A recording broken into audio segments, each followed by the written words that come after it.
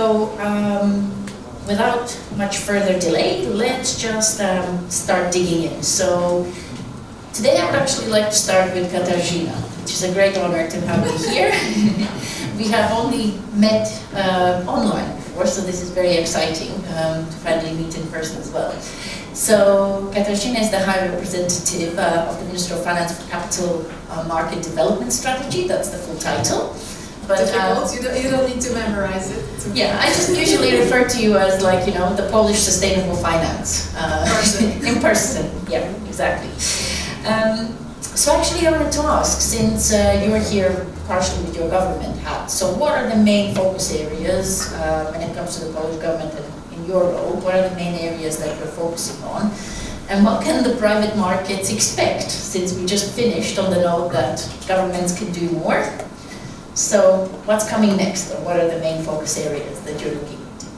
Absolutely. Thank you so much, Linda. First of all, for the invitation and for organizing this wonderful event. I think it's a very unique opportunity for all of us to interact also with guests from the city, from abroad, who really have this global view of the sustainable finance landscape, but also then translated into our sort of Central European perspective. So thank you for that. You mentioned that in the government, at the Ministry of Finance, we are indeed looking into sustainable finance a lot. Obviously, the transition towards climate neutrality is a huge challenge for the Polish economy. We know that there will be an enormous investment required to achieve that goal by 2050, and that public investors per se only will not be able to handle that. We absolutely need private investors to join. So here's the challenge. But the way we look at that is also as an opportunity. My government hat is mainly about capital markets development strategy. The way we look at sustainable finance is a trend where the Polish market can really leverage in order to further develop, in order to mobilize capital for green investments, and in order to develop new products, financial instruments, services, new business areas such as ESG data, to not only serve Polish entities, but also other countries in our region. So this is the goal. The way we look at it, or the way we call it, is for Poland to become the sort of sustainable finance hub for the CEE within the next 5 years. You asked about what we're doing. Just last year, we launched this new project, which is about developing a sustainable finance roadmap for sustainable finance development in Poland. We know that other countries are doing that too, though I beg to say that ours is a little bit different. In that we are not treating it as a merely compliance exercise. We know that there is a tsunami of regulations coming from Brussels that we will need to adhere to, that we will need to comply with, and we're doing everything we can to help the industry with that. But the way we are designing the roadmap is how the Polish capital market, how the Polish real economy, the energy, the industry, the transport sectors, agriculture can really join together in order to use that as an opportunity and not only look at it as a challenge. The roadmap is intended to be finalized by the end of this year, so keep your fingers crossed. We are working around the clock, not only with our sustainable finance platform that we launched in November last year, but also with several working groups that are looking into very specific areas that we think are absolutely crucial for this project to be delivered, such as green financial instruments, such as capacity building through education and training, such as aligning with taxonomy and actually mapping what is taxonomy compliant so that investors know where best to locate capital, but also looking where it can be located most efficiently.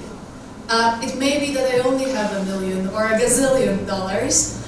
Let me see where it is best to locate it in order to achieve the maximum impact. So these are the things we're looking into, and we hope that this will help the market to actually coordinate a lot of stuff that is already going on in the Polish financial market to achieve that goal.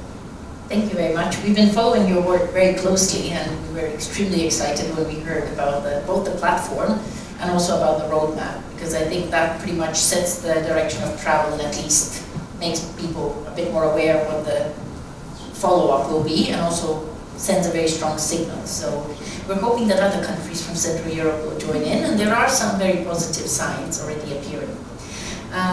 So now let me turn to Robert Adamczyk, Senior Advisor at the European Bank for Reconstruction and Development. And you've been leading on a lot of the ESG and sustainability work. EBRD, together with Deloitte and Frank Boll, just recently issued a special guidance on ESG for the Prague Stock Exchange. So that was a very big event and a very welcome development that turned a lot of heads.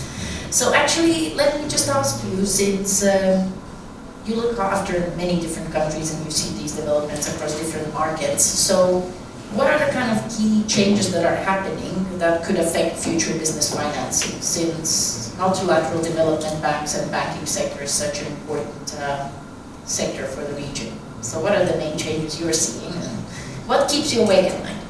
Many things keep me awake, but I think I just want to say Kasia, the initiative of the Ministry of Finance and what's being done is fantastic, and I think it's something to be replicated in other countries, and a very important initiative in Poland to help to bring the specialists. I think there's call for experts as well, so I think that's useful to say that there are experts that are still in some of the working groups. In terms of what we're doing, of course, the bank has always been a transition bank. We looked in transition from going from centrally planned economies to market economies, and that theme is at the heart of our DNA and sustainability. Now it is about decarbonisation, low carbon, and sustainability.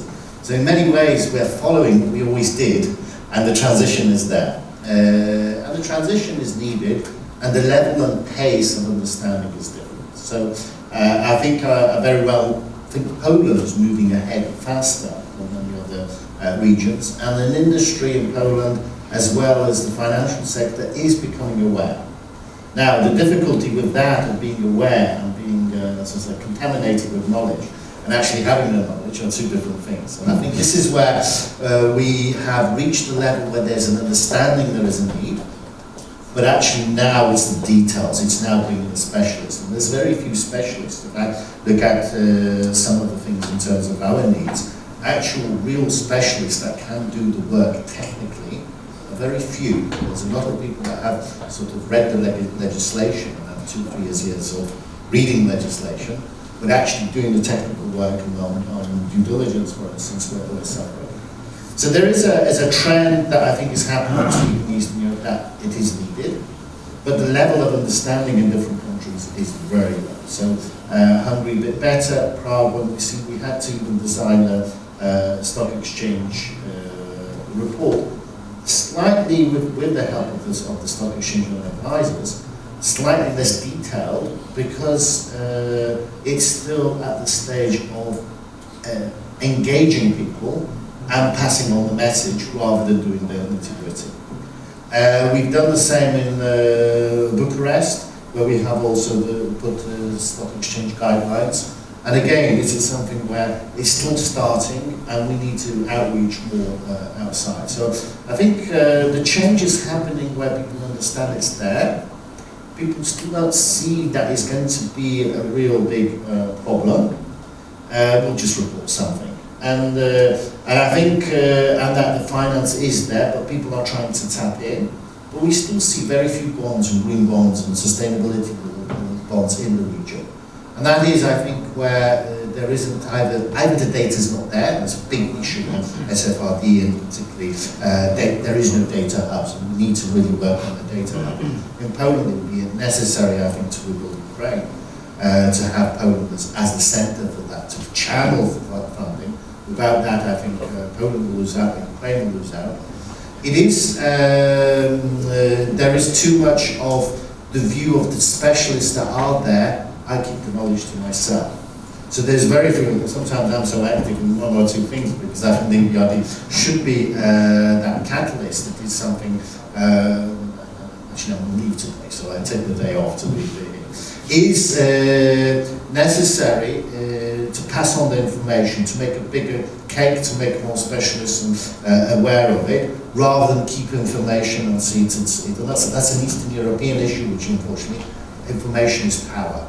Information I can sell.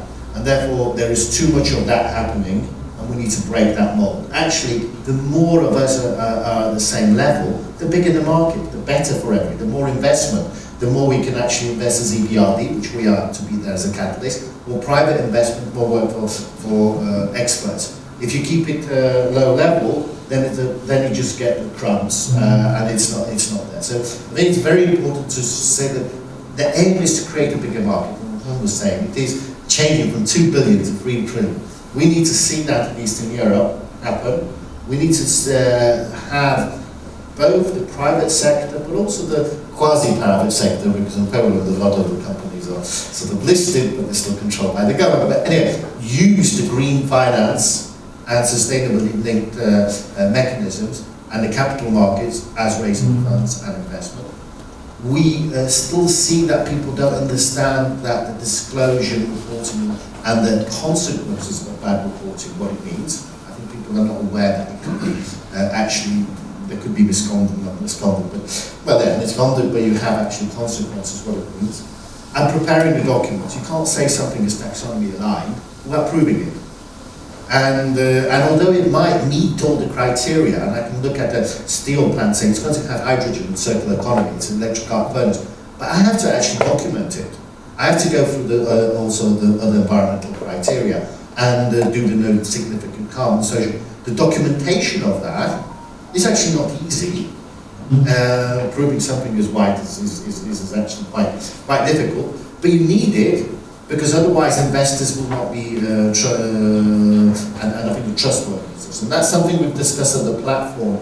If we do have a hub, and I think it's necessary, it has to be trustworthy, creditworthy, accountable, but also trusted outside Poland, in Poland, therefore the politics and so on. Setting up something by an institute here or there does not work, because it takes time to gain that trust. And we haven't got time. And I think this is what John was saying. Time is that we need to do things fast. For Poland, and I think for the region, it's our competitive advantage. And the question I asked, if our footprint is high, and we have to report our scope 3, and also scope 2, we'll have to report our supply chains. You will be at a disadvantage in Eastern Europe versus Western Europe. And the energy mix will not change quickly. There will be some companies going one way, and we're supporting that. And EBRD is there to be the catalyst to support renewable and sort of new initiatives, circular economy, and so forth, and funds of funds. But there is a competitive issue, and if industry doesn't see that, you will find that IKEA might not buy the furniture from Poland, because neither the wood is from sustainable sources, and you have the pressures of the government to maybe move away from sustainable certifications, which I think is wrong. Or you will have your carbon footprint from your supply chains, from using coal-based CHP, or some of the suppliers, will be high, and actually I'll import from somewhere else. And that, I think, is something that the industry has to start to understand, that it's a strategic issue for the next few years for the prosperity and the development of the country. On the other hand, it has huge opportunities. And the opportunities are huge for industry. If it takes it the right way, for both the banking sector to take it the right way, we can actually have an advantage. So it is step 2, half full, half empty, and the EBRD is always looking at it as half full. And we are here to be a catalyst. So the changes are happening, but of course we need people on the ground to develop these projects, which we then support and be the catalyst to make them happen. Well, it's interesting that you mentioned that, because we had a very lively discussion in Bratislava, where we had the CEO of Slovnaft, Volkswagen, Tesco, and US Košice Steel, and the conversation was very frank. It was more, well, make it profitable and we will do it. And this is where I think it's a very interesting challenge that we need to address. The fact that hopefully with more disclosure, and then the capital flows that get affected by that disclosure, because you're trying to reallocate, mitigate the risk, exactly what you just mentioned, of a supply chain that might become costly because of carbon price, etc. But we do need to also shift the fundamental model there. Talking about standardization, let me turn to you, Sean, quickly before we go to Agnieszka. So, we just mentioned, I think, 2 or 3 times capital markets and green bonds, and since you're the grandfather of green bonds thinking, so can you tell us a little bit more about what you expect from the green bond standard, and will that change things, and what are you seeing globally? Is this a good instrument? Does Poland have more potential? Or should we be starting to look into sustainability-linked bonds instead? Because, then you can actually have it as a transition tool. What's your view? Of course, there's a lot of future in green bonds. It continues to grow, and of course, Poland with its sovereign green bond proved the point. The very first sovereign green bond of the world issued in this country, right here, which kicked off a revolution, which now sovereign green bonds have become a big slice of the global market. By the end of this year, 50% of all regular sovereign issuers in the world would have green bond programs. That's 50 out of 100. Poland started it. I'm going to say it's very clear that 2 things are going to keep going. One is the use of proceeds green bond, which is a company or a country that may not be particularly green at this stage, but is doing stuff that is green and is identifying that through investment offerings to the market. That's going to keep growing. The second area that's going to grow from a very low base is the company that wants to recognise that as a whole, as a company that is either green or is in transition. We have in Europe especially a push by shareholders around the world or shareholders in Europe I should say, but it includes shareholders in Japan and the US investing in Europe, for companies to show how they're transitioning.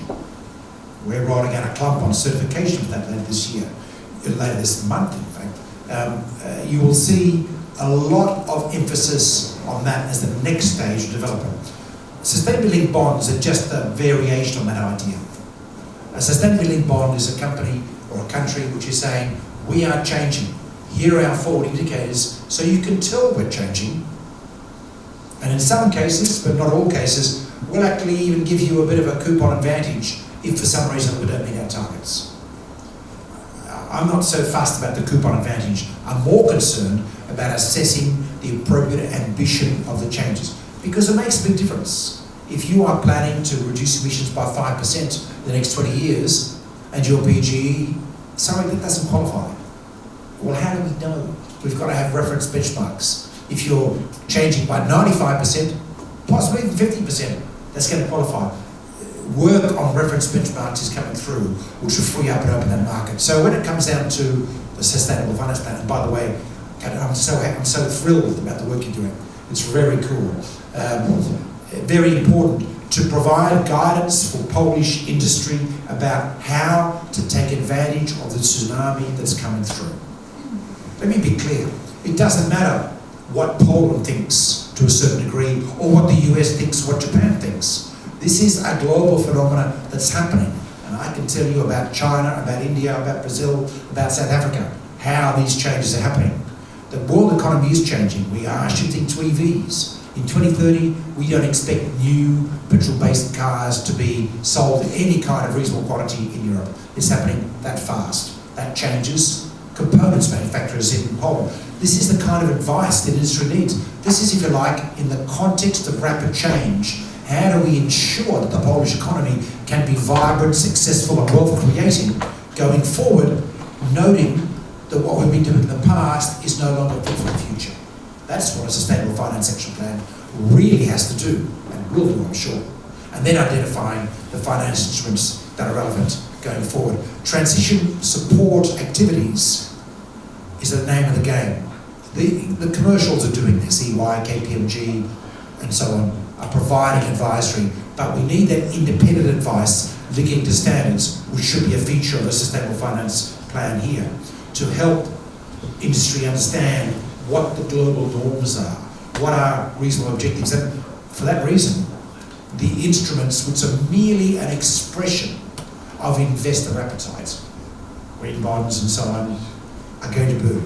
But think of those as a key performance indicator as much of a driver. So yes, this will be very big, and it'll be big in Poland and Serbia and Romania, as well as in France and Germany and Denmark.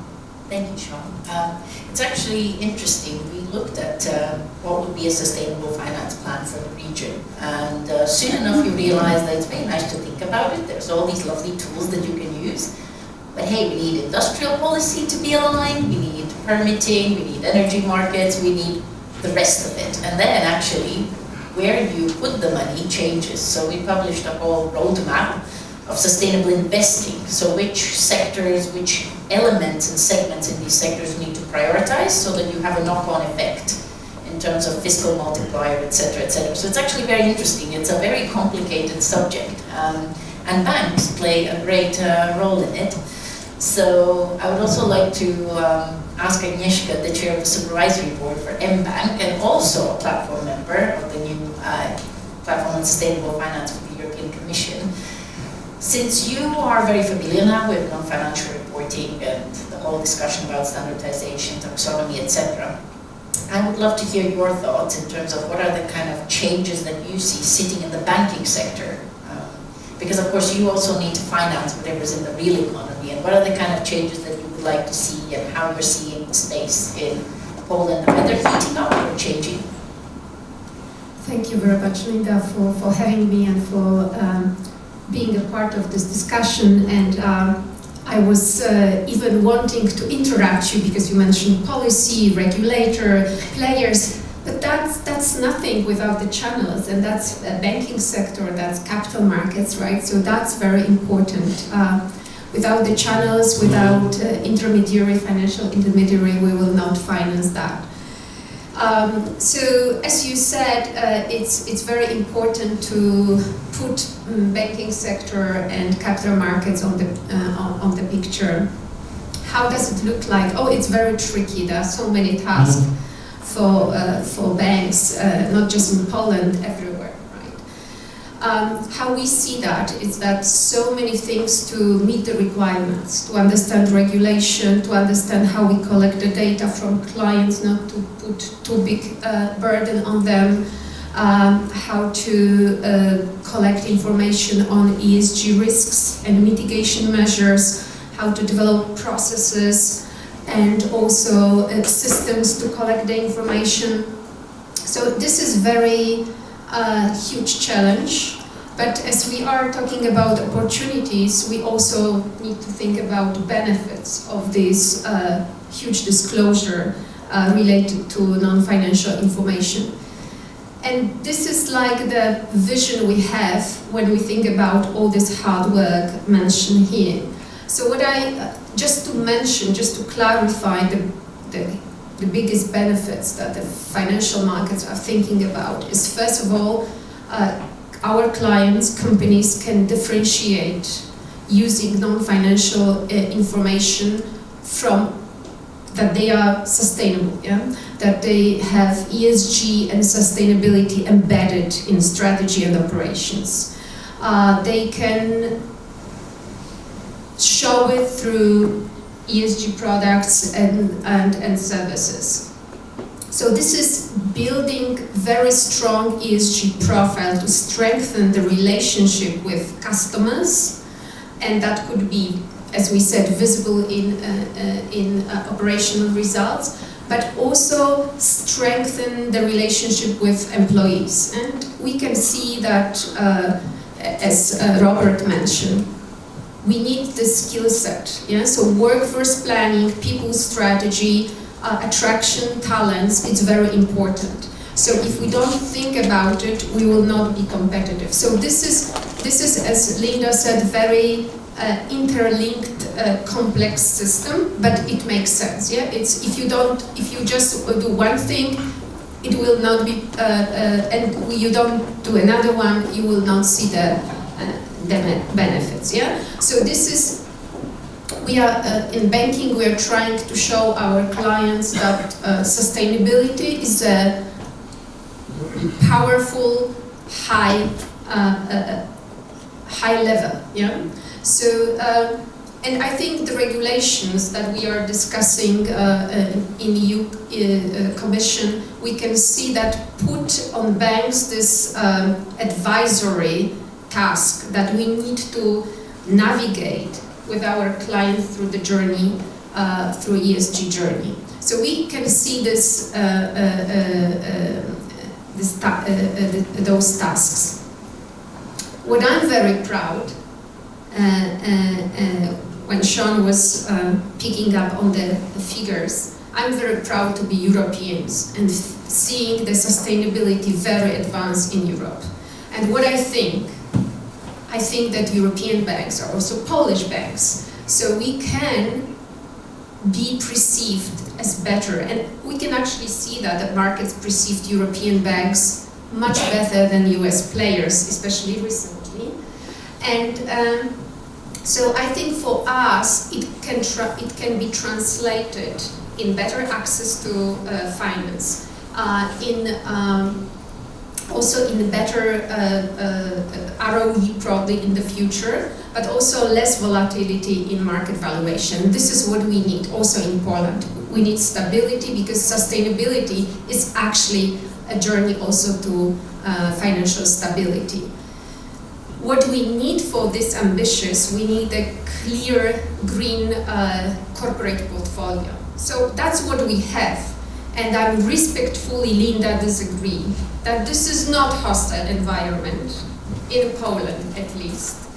And Polish banks are quite advanced in financing this. So at least mBank, right? I can speak only on behalf of mBank, but we are the leader in Poland in terms of renewable energy financing. Photovoltaic wind farms, that's the highest amount we spend on that. Yeah? So we believe in words, but in mBank we have this credo: first actions, then words. Yeah, then we also finance. We use the green bonds framework. Yeah, we're ready to use it. We are very advanced in governance around it. We want to go into energy profile transition financing. There are so much more to do: community financing, development financing.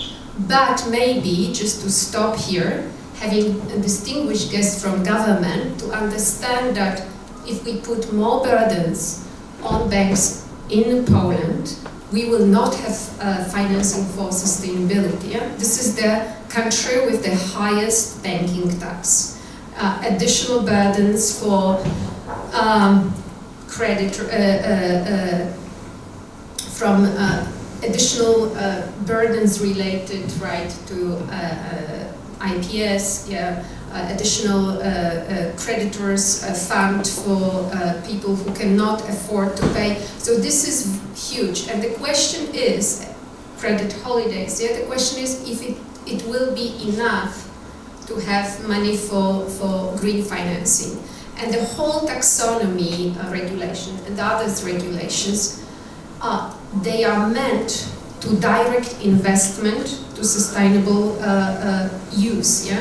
And I think we need this money for that. So I think what is necessary also to do to create policy that would allow to channel or accumulate the funds for sustainability, because on the contrary, what happened in 18th century, I don't want Poland to be using the grains, because when the Industrial Revolution came, yeah, some leaders in Poland were saying, okay, we don't need Industrial Revolution, we will be delivering the grains. So we have voices maybe different than white middle-aged male here in Poland. We have female voices that wants to be at the front run of sustainability journey, and I hope we will be in CE countries.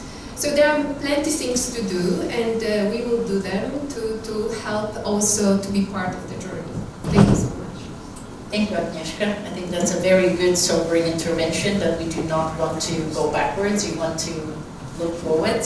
And also, I just wanted to remind the audience that we can actually still take questions from the audience. So you can see the Slido code right there. So that will be operational all day. So maybe if you have other questions that you want answered, not necessarily related to this, but just general questions, please pile them on. It's actually very interesting because I completely agree. Working in this sector, you realize that actually we do need a lot more sustainable finance literacy, and literacy about how cross-cutting climate is as an issue. And there we go back to Lukasz and Lukasz, who both push the point that we need more education. Because to be honest, I always say that awareness is all very nice, people are very aware, and then they do nothing because they don't have the tools or the knowledge to actually have the empowerment to do something. So I think that's also something we need to change. Let me quickly turn to Katarzyna, you, and then to you, Robert.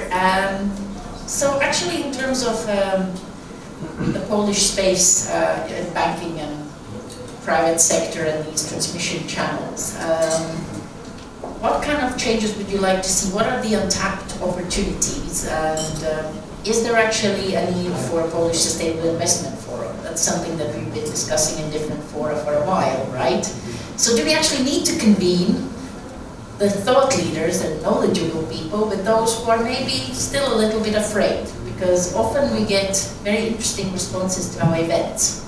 So we have a lot of people who immediately say, yes, please count me in, but please do not ask me any questions.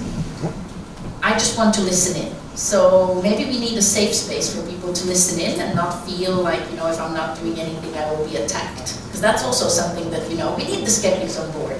So what's your take on it? Well, I think a short answer to your question, to your last question at least, Linda, is yes. I think we absolutely need a forum like that. Because, as you mentioned, we need a forum where people can listen without saying anything, where people can actually brainstorm without these sort of pre-imposed topics and objectives. Finally, we need a forum for the industry to come together and really try, through this bottom-up approach, to come up with their own ideas of where the market should be going. I think you may also argue that the Sustainable Finance Platform launched by the Ministry of Finance or in cooperation with the Ministry of Finance last year, to some extent can play this role. But the platform is limited in time. We aim to finalize the roadmap by the end of this year. We don't exclude the platform continuing its work, but maybe it should be in another format. We obviously could only invite a limited number of people to the platform to make it operational. Perhaps it should be extended in future. We operate under, secondly, the platform operates under the pressure of time. We don't want to spend next 20 years working on the roadmap. We need to help the industry coordinate its actions now. That is why the deadline is quite ambitious. But this also means that we can only work on areas that we see as sort of low-hanging fruit. And this is where I come to your first question. You asked about where would we like to see the major change. Where, you know, the list is very long. The topics we are focusing on at the moment are things that we think must change very quickly and quite materially in order for this objective of Poland becoming the regional green finance hub in the CE in the next 5 years to materialize. So the first thing was ESG data. Robert already talked a lot about this. We see that whilst the data of blue chips, largest institutions, are visible to international investors through Bloomberg's, Refinitives of the world, this is not the case for smaller companies. And let's face it, even amongst listed companies, companies that are considered SMEs according to European standard are the majority. These companies are not visible. If they don't report, no one cares. No one will ask questions because it's just the cost of asking the question is higher than actually the benefit from getting the data. If they report inappropriately, again, the same rule applies. No one will correct that. They will simply exclude the data. And what we hear from investors in the city that we visited 2 weeks ago, where Sean was present, the investors were saying, look, if I can't see data from a company in Poland, it's simply out of the portfolio. That's it. I don't have time, I don't have money to actually make that additional effort to look for its ESG data, and that's a big problem. So fixing ESG data, perhaps through a CE ESG data hub, is one of the key aspects, and there is also a requirement for capacity building, because as you mentioned, we need specialists, we need people to help us deliver that data to the hub.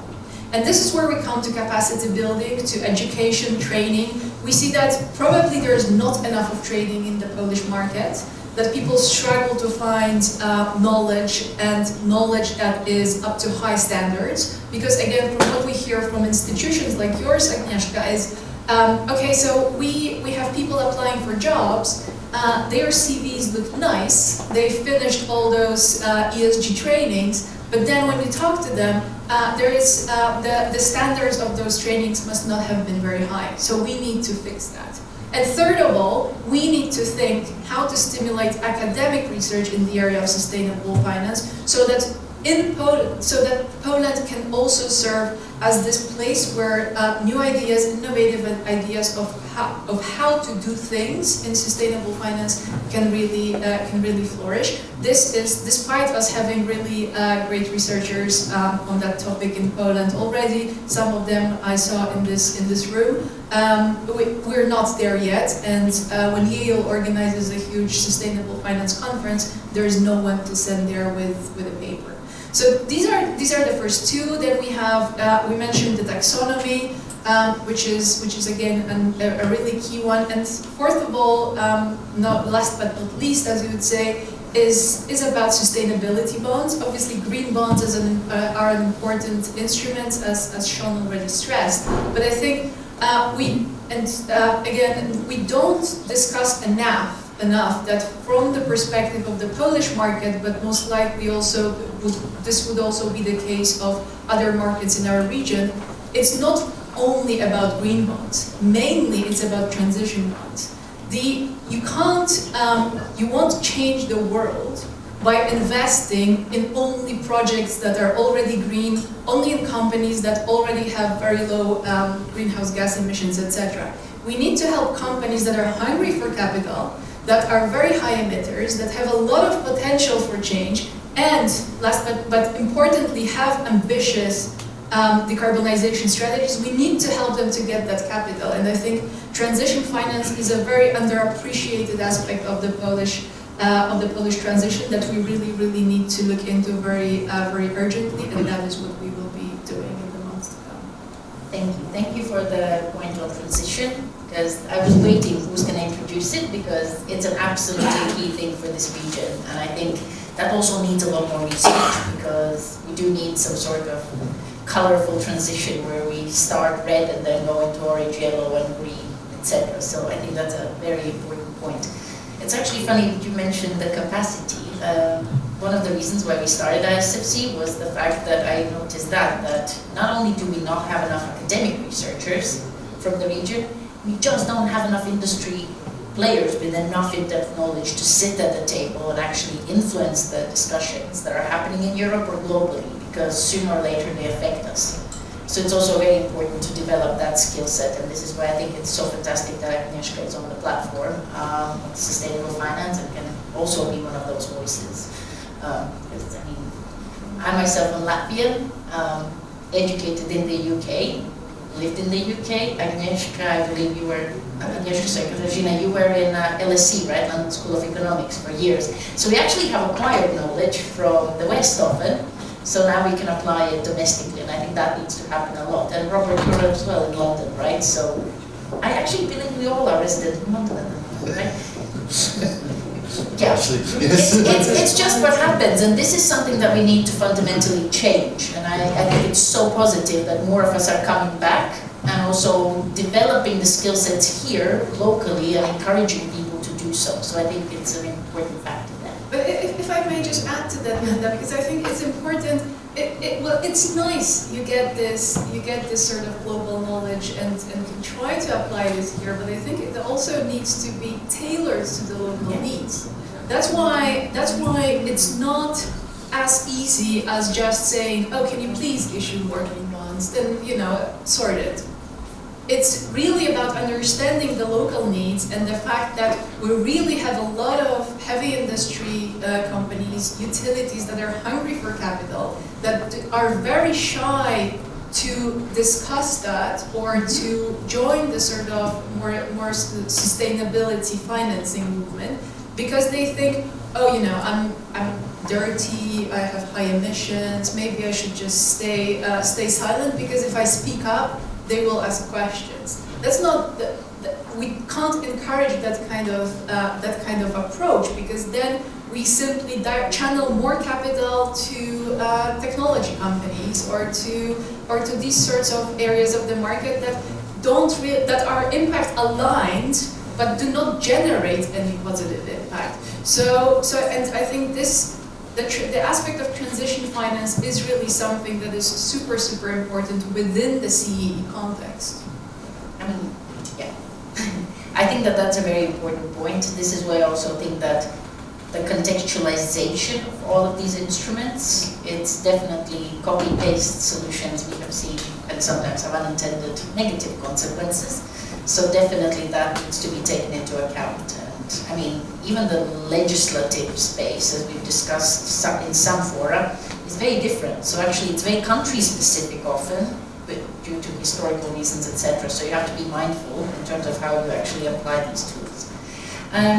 Robert, since we spoke very briefly about the guidelines, I'm actually very curious, what has been the market reaction in Czech Republic, since we are headquartered in Prague, so we're always very curious. What has been the market reaction to the ESG guidelines? Because I'm very curious, how do you see, what is your hope? What will this change? Because SMEs definitely are the biggest part of the economy. And from what we've heard from big corporates across the region, and even banks, and the central banks, the data issue is massive, right? So do you think this will hopefully catalyze more reporting? I will, but before that, I want two issues that I'd like to raise. First of all is transition. And the transition, and I think we're all on the 18th, 19th in Brussels at the platform, as well as members or shareholders at the moment. But it is key to develop is what is transition finance under the platform.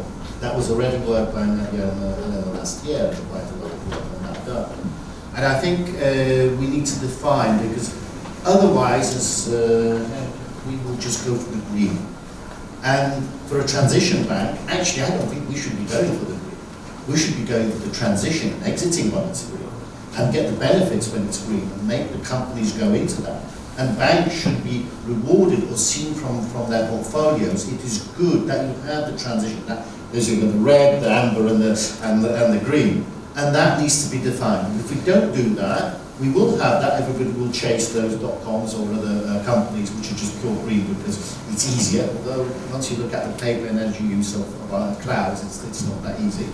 And we will miss that transition. In Eastern Europe, in our countries, we need that transition. We need to be rewarded for that transition finance. The commercial banks need to be rewarded, and it needs to be seen. And then, of course, the data is key to see that actually we do reach that end. And it's the same with the bonds, it's the same with everything else. We reach the targets, the ambitions, and that's a key issue, what the level of ambition of bonds is. Because we get a lot of green bonds, which we don't do, because the level of ambition is 5,000 tons of carbon, and it's viewed as positive, and you say, well, as I said, it's 1%, and no, it doesn't meet that requirement. So that is something I think that has to be worked on for the benefit, particularly in Eastern transition, what is defined and how do you get from transition to green, and put real KPIs, and that, without that, I think we'll fail at that lesson. Second issue is what we discussed, the need for a platform is the SIF poll, we would call it, and I spoke to Krzysztof Kamiński, who's there, who's also, we raised that, and with yourself, and we need to set up an independent, not NGO, sort of sustainable investors forum type issue, where people can meet, formally discuss from the senior players, but also bring in juniors, which is not political, but it's actually sort of a lobby group. that can deal with that. It's too much sometimes politics, and this is always a problem. So, and being Polish, I always say, two poles, three opinions.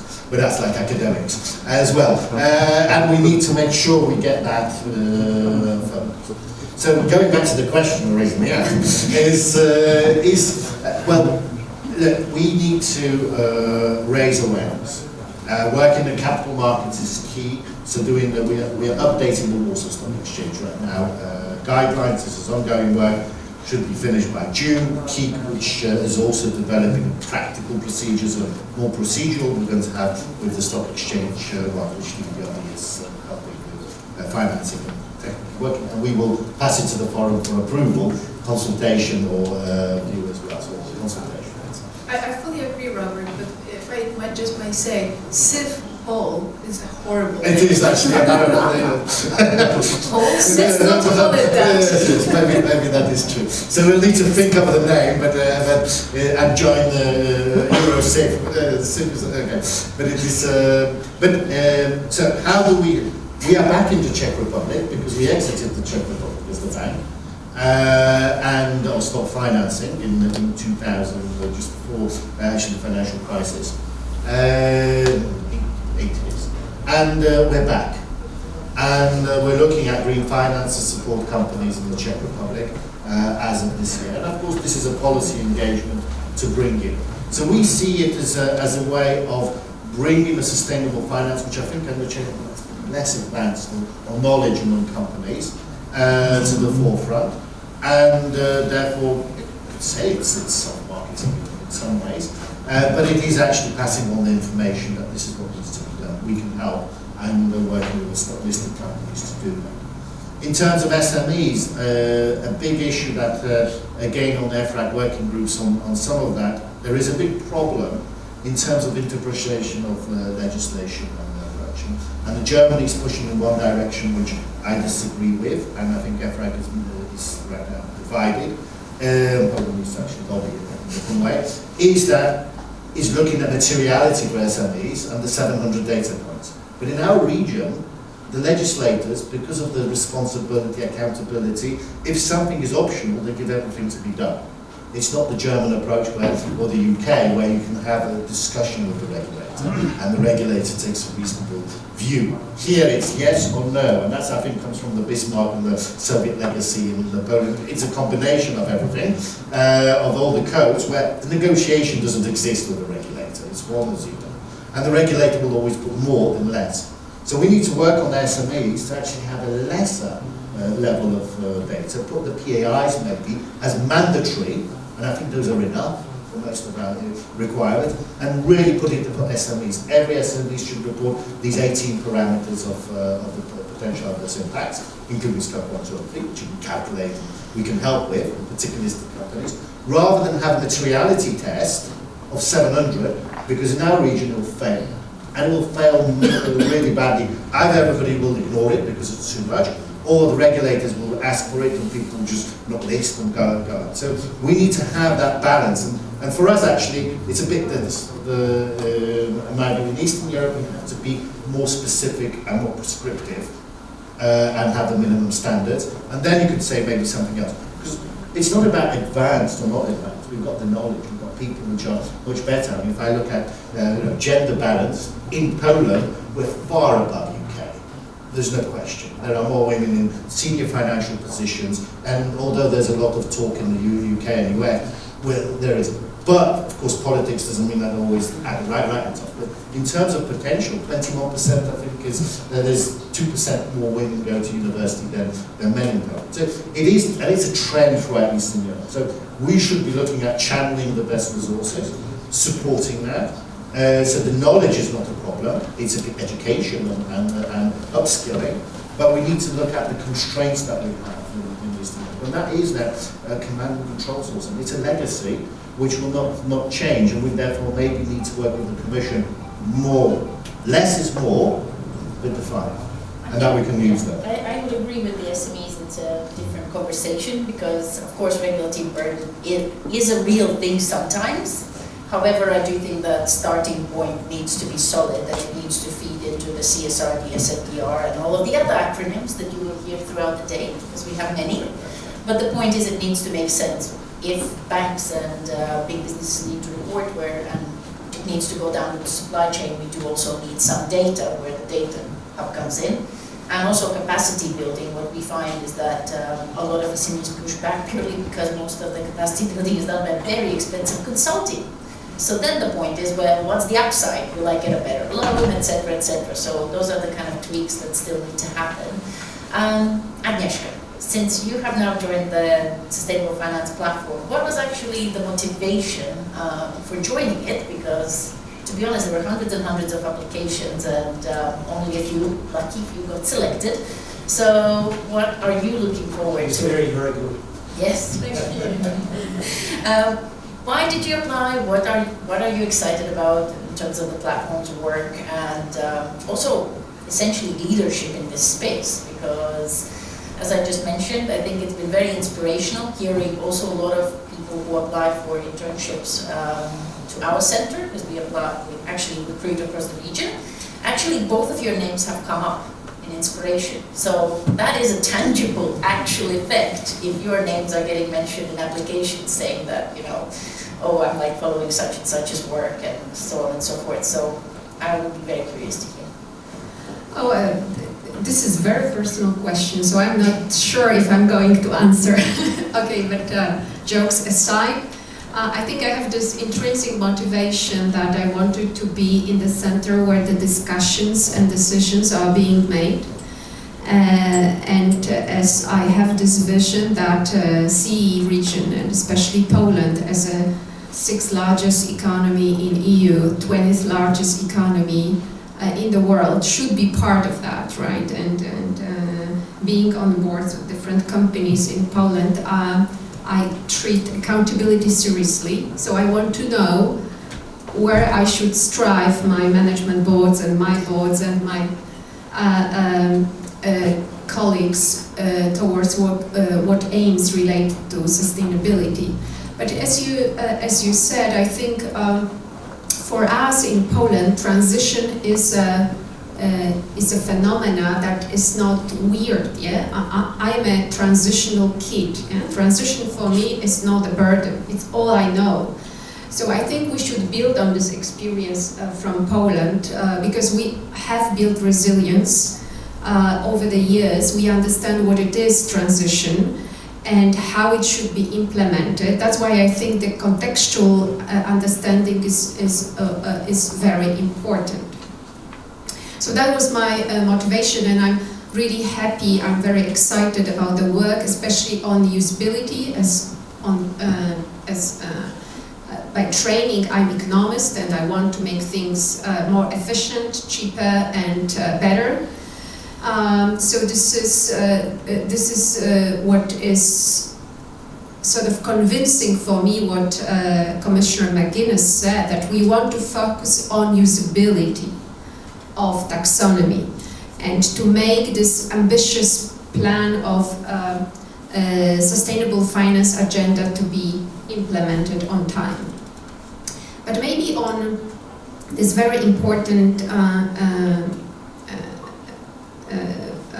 words that Katarzyna said, that what is interesting is to focus on transitional finance or financing transition. I have 2 points on that. First of all, I agree. I think we should try to understand how to make the data available through the whole chain. And maybe it's not an issue for SME, maybe it should be collected in different ways. That's one thing. But another thing about transitional financing is that, and even it was brought by Sean's example of gas, and this is what we have learned in Poland in the 90s. Transitional solutions tend to be sticky. So this is something to be aware of. And obviously we don't want to stay with transitional because they don't solve problem. Yeah? So I also would not like to be perceived as Poland would only focus on transitional financing. It's important, but that's not the end game. Yeah? And we've been criticized and we disagree with Washington consensus that we should go like China for transitional solutions in 90s. And we did a good job. We can see that Poland stands out in the region.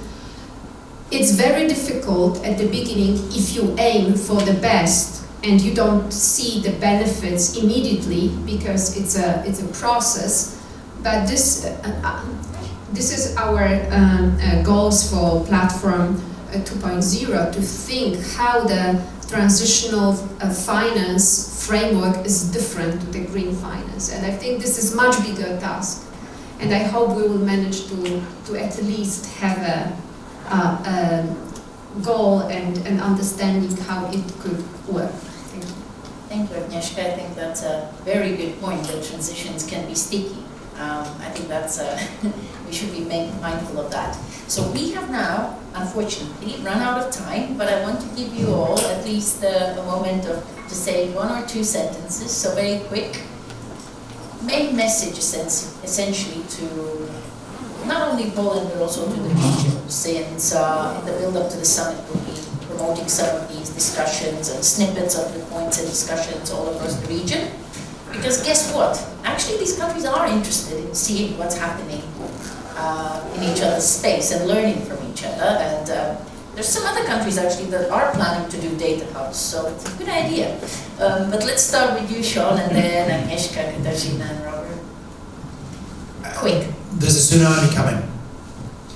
A tsunami of extraordinary change to the global economy. We can choose to let it wash over us, which is going to be difficult, or we can choose to ride it. Our challenge is to figure out how to ride it. That involves transition, it involves resilience, it involves harnessing innovation. There's going to be businesses created that do not exist now. Businesses in agricultural, predictive modelling and support, for example, because weather's going to go like this. How do we support agriculture to make sure it can remain profitable despite volatility? How do we develop the skills set by many of our speakers today, to ensure our university graduates, our young people, can ride the tsunami rather than be swamped by the tsunami? Thank you, Sean. Thank you. So we've heard a lot about opportunities, and sustainability is opportunity. But this is also about window of opportunities are being half closed already, yeah? Because of the requirements coming from the environment and the status of climate change, but also investors, yeah? They can make up their minds. So I hope that Poland and CE region will not miss the train. Yeah? Well, fingers crossed. It's not really down to me, but to the entire capital market in Poland and the wider community. So the responsibility is on all of us. But I was actually quite inspired about the analogy you made, Agnieszka, about the sort of climate transition to the post to the transition Poland have come through post 1989. And as we know from today's perspective, when we reflect on it, we see that certain things could have been done in a slightly different way.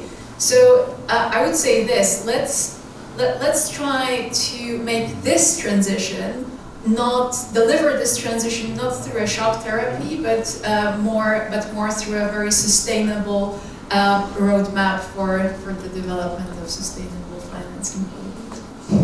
Thank you. I think, well, first of all, I think there will be errors. I think it's not going to be smooth ride, so we need to be prepared.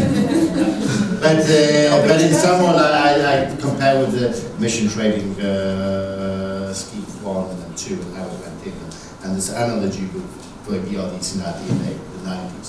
So, but I think it's going to be public-private partnership. Key issue is to bring the hearts and minds of people on board. We don't want to leave anybody behind in that just transition. And there could be people left behind, so we need to look at the social impacts very, very deeply. And we need to have the right targets. And I think this is where institutions like ours, helping the private sector banks, because actually we are working on a commercial basis, is to be the support and catalyst if needed, is essential. we take higher risk, longer tenure risk, and I think that's where we could help a lot in the region, throughout the region, because that's what we designed. We actually designed to go into difficult situation and change. We are in a difficult situation economically. Let's face it, with the war and everything else, it's not going to be an easy ride. And the sustainability has to ride that difficult. If it was better times, it would be easier. So my view is it's public-private partnership. It's taking some risks which the IFI should take on, and institutions like ourselves to support the private banking, and essentially we don't leave anybody behind, that we actually think about the people that might be there. Because if you don't win their hearts and minds of other people, it's essential for us to have success that people believe in the long term it is worth the effort to take, in the same ways as Poland did this transformation. People did look at it, it's going to be good. And we are in the EU, and I think this is an essential element. It's a sign. That's a sign. That is the sign. On that note, I'm glad you brought the social, because we will explore more of the social, the SCDSG, also at the summit. So I agree, let's not leave people behind, because that is what drives the fear and also can drive potentially more destabilizing political polarization. So let's not forget that. But thank you so much to all of you. It's been an absolute joy and a privilege to chair this, and a great honor actually to meet all of you in person in one place and in 3D.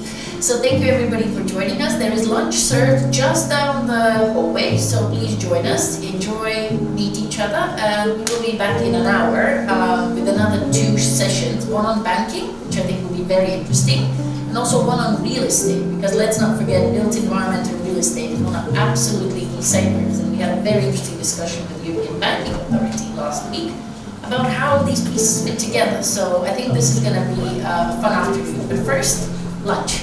And thank you.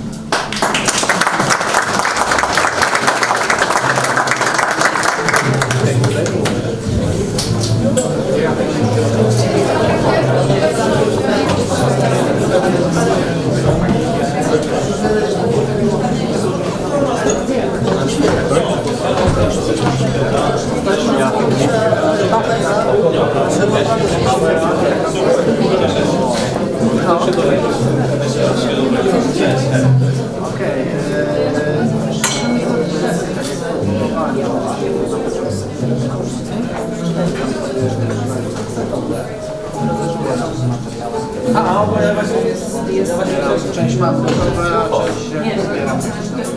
Tak jak jest też się będziemy uczyć. A jak były te zajęcia? Tam jaka to jest?